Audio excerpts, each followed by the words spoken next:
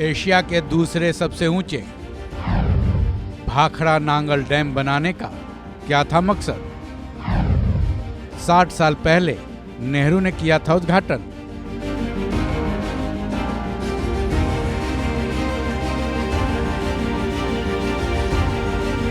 भारत जब आजाद हुआ तब अपने विकास के लिए कई तरह के काम किए जा रहे थे।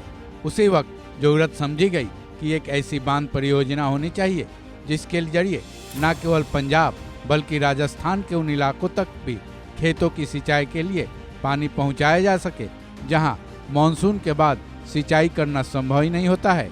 इसी सोच के साथ भाखड़ा नांगल डैम की नींव डाली गई।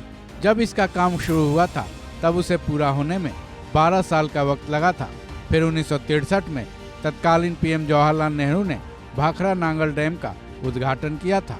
भाखड़ा नांगल डैम एशिया का दूसरा सबसे ऊंचा डैम तो बना, लेकिन उसे बनाते वक्त कई कहानियां भी बनी, कई परेशानियां भी आईं।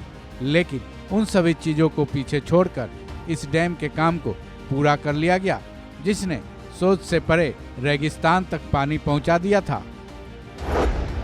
आजादी से पहले ही पड़ गई थी नींव। जैसा कि हमने बताया कि सिंचाई की जरूरत को देखते हुए भाखड़ा नांगल डैम बनाने का विचार किया गया था, लेकिन इसकी नींव कहें या सोच 1900 के शुरुआती दशक में ही पड़ गई थी। इस डैम को बनाने का idea British general Louis Dane के दिमाग में आया था।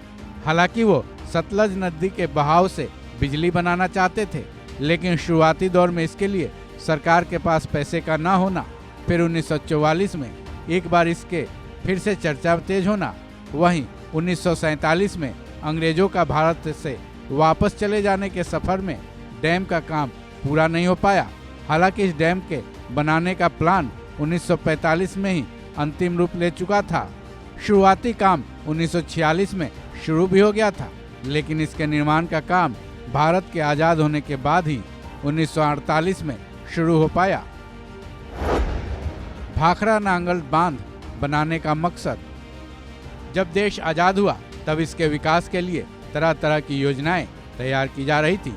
क्योंकि भारत शुरू से ही कृषि प्रधान देश रहा है, वहीं खेतों तक तब के समय में पानी पहुंचाना एक बड़ा चैलेंज हुआ करता था।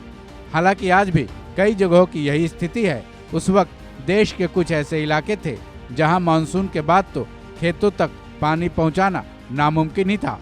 इसी दौरान सरकार की नज़र भाखड़ा नांगल डैम पर पड़ी, क्योंकि इस डैम के जरिए न केवल पंजाब बल्कि राजस्थान के उन इलाकों में भी पानी पहुंचाया जा सकता था जहां मानसून के बाद पानी का नामो निशान ही नहीं हुआ करता था।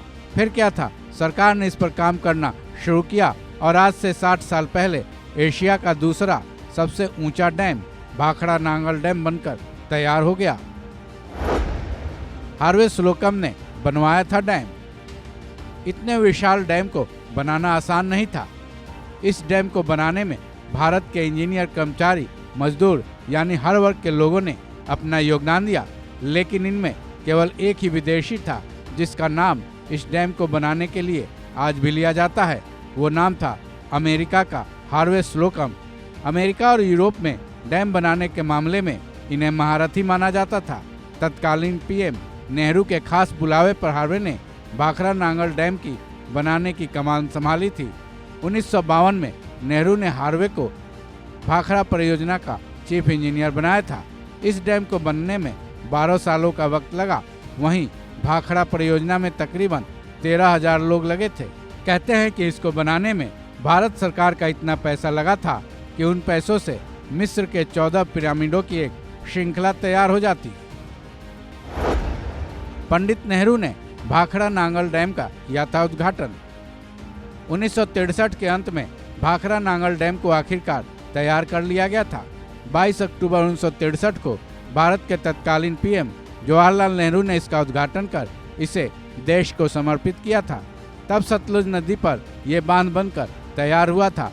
तब ये एशिया का एकमात्र ऐसा बांध था जो 1500 मेगावाट बिजली का उत्पादन करने की क्षमता रखता था।